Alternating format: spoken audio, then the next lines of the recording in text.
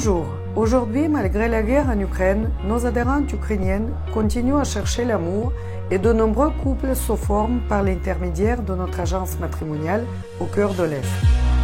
Aujourd'hui, nous continuons à fonctionner et nous avons de plus en plus de couples formés durant et malgré cette période difficile.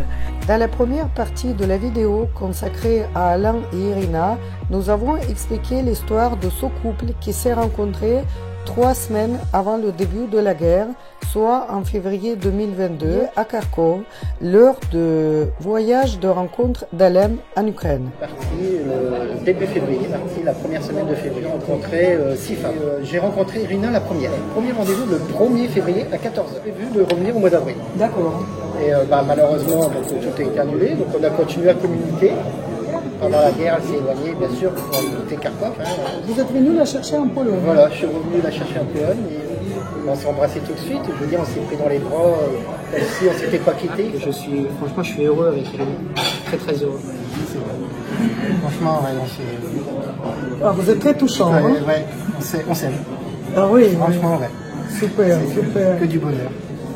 Alain a donc connu l'Ukraine et notamment Kharkov avant la guerre. Il est très touché par ce qui s'y passe actuellement. Quand le premier obus est tombé sur la place, je veux dire, même pas 3 semaines, j'étais juste devant ce bâtiment. Je veux dire. Franchement, ouais, j'ai eu... Я плакала. Это невозможно смотреть. Все это слышать, все это продолжается. Aujourd'hui, j'ai fait une croix sur la Russie. C'est une honte ce qu'il fait. Tout est rasé. J'ose même pas y aller. Je me dis comment on va retrouver cette ville, ce pays. Je veux dire, je l'imagine même pas en fait. Ouais. On est très pressé de pouvoir y retourner et pouvoir, voilà, voir malheureusement les dégâts et puis pouvoir peut-être essayer de faire quelque chose. Un petit coup de main, même si c'est pas grand-chose, mais je veux que mes bras ils donnent un petit coup de main donc, à ce pays, à ces Ukrainiens. Je suis soulagé, je suis heureux de pouvoir aider et puis pouvoir l'accueillir comme ça en France. Если французские мужчины такие, как он, разница пропасть колоссальная. Они очень нежные, заботливые, внимательные. Ну, это все он. Этот человек, Franchement, c'est une femme très facile, je veux dire, Irina, elle s'adapte à tout, elle fait en sorte que tout se passe, même des fois c'est trop. Je suis pas habitué comme ça, moi je suis une personne qui débrouille tout seul, mais elle veut toujours être à mes petits soins, faut que tu manges. Franchement, elle fait n'importe quoi, elle est toujours là, ça m'étonne, ils sont très très attentionnés, franchement, elle veut que du bonheur.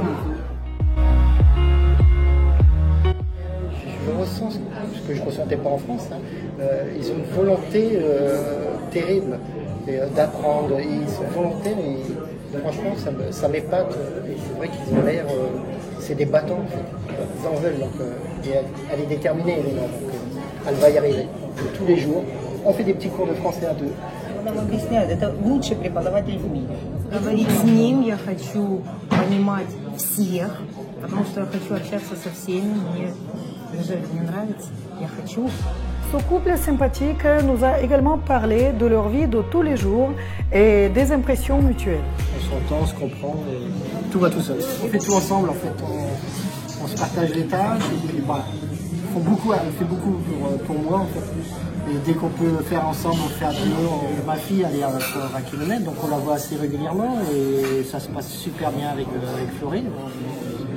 Это моя Виктория. Я что-то смотрю, Toujours, voilà, donc ça se passe super bien.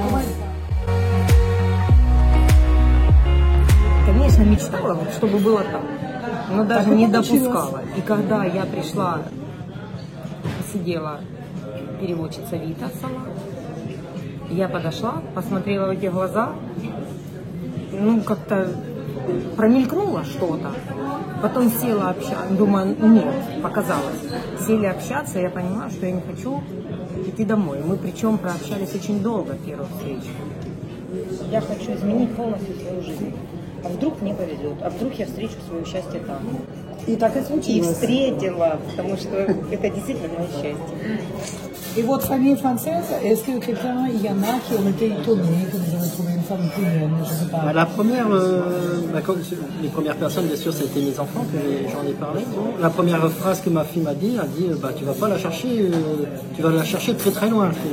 C'est pas la porte à côté. J'ai dit, ouais, mais bon, je trouve pas ce que en France, et tant pis, je vais essayer, on verra bien. Donc aujourd'hui, c'est le bonheur, c'est le bonheur. Je suis super content. Vous parlez pas anglais Moi, je parle anglais comme je suis sous torture. Aujourd'hui, il y a des traducteurs, il y a Google Traduction. Il y a tous les moyens de pouvoir communiquer. Donc vous ne vous sentez pas parfois incompris ou ne pas comprendre non, tout ce que je ne suis pas incompris. On se comprend, et si vraiment ça passe pas, on utilise tout de suite le traducteur. Et rien que là, un regard suffit pour comprendre que moi je vais faire ça et Irina va faire ça.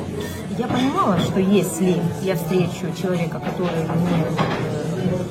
если у нас произойдет вот это вот связь, химия это, да, то мы и так поймем друг друга, что и происходит. И это на интуиции как-то приходит понимание. Ты интуитивно понимаешь, о чем он говорит, не зная слова. И очень часто я ввожу в переводчик его слова, и получается именно то, что я поняла. Я не знаю, как это То есть вы происходит. его понимаете, Я его да? понимаю. Я очень люблю Францию с детства. Я не знаю почему. Может, я здесь когда-то жила. В прошлой жизни? В прошлой жизни, возможно. Мне нравятся французские фильмы. Мы очень много пересматриваем исторических фильмов. Меня всегда привлекала эта музыка, эти артисты, эти сюжеты. Лиль мне нравится, я влюбилась с первого взгляда в Лиль. У меня, я же говорю, ощущение, что я везде была. Меня все друзья спрашивают, как тебе Франция, ты привыкаешь? Я не привыкаю. Я здесь была, я здесь своя, мне все свое, мне все родное. Я скучаю по Харькову, как по дому. Я хочу туда приехать в гости. Но здесь я не чувствую вообще никакого напряга. Я хочу работать. Ну да. Я люблю всех. C'est ce que je disais tout à l'heure, c'est très très motivés et à leur envie, donc je fais tout pour que ça marche. Клиента мне находит его дочь. Мы познакомились в магазине с продавцом, которая сказала, я обязательно к вам приду и приведу свою дочь. S'épanouir un peu plus, surtout dans son travail qu'à la maison. Super, super. Donc nous, je récupère avec son petit chien. Avec le chien. Avec le petit chien, avec Monica, un petit chihuahua qui, comme moi, j'ai également un petit chien, un chihuahua également. Pas vrai. Si, on a plein. Oui, 8 лет его собаки, 8 мои. У него мальчик, моя девочка.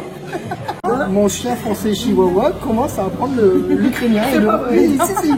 Dès qu'Irina lui dit Goula, hop, parti. Et le chihuahua ukrainien, c'est bon. Allez, on y va, Monica, le suit. Est-ce qu'ils vont se reproduire? Non. Non. Ils sont trop vieux? Non, ouais, trop vieux. Monica est un peu plus agressif. Ah. Et c'est le chien ukrainien qui est plus C'est c'est normal. C'est normal. La vie était plus difficile. Voilà, ça a été plus difficile pour elle, mais maintenant ça se passe bien. Super content qu'elle soit arrivée auprès de moi. Franchement, je suis heureux avec Irina. Très très heureux. Comme vous pouvez le constater, on peut rencontrer et vivre une très belle histoire d'amour, même durant les périodes les plus difficiles. Je pense qu'il est évident qu'une histoire comme celle-ci ne s'invente pas et nous tenons à partager d'autres expériences heureuses des rencontres de nos clients avec les femmes ukrainiennes pendant et malgré la guerre en Ukraine.